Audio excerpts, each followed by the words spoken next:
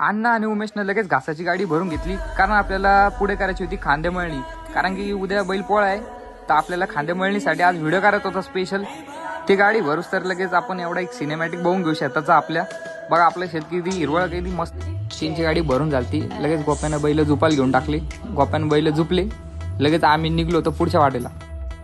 आमचा लगेच घास टाकून झालता. लगेच अण्णानं आपली 4x4 काढलेली होती.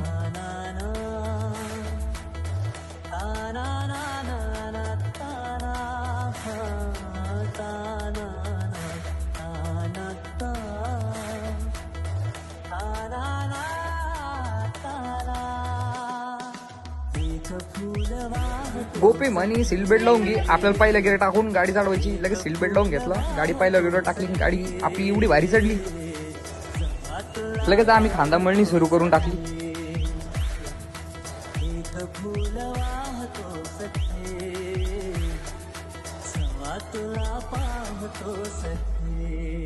तेवढ्यात मागून आवाज आला कॅमेरामॅन इकडे, मा एक शूट घे.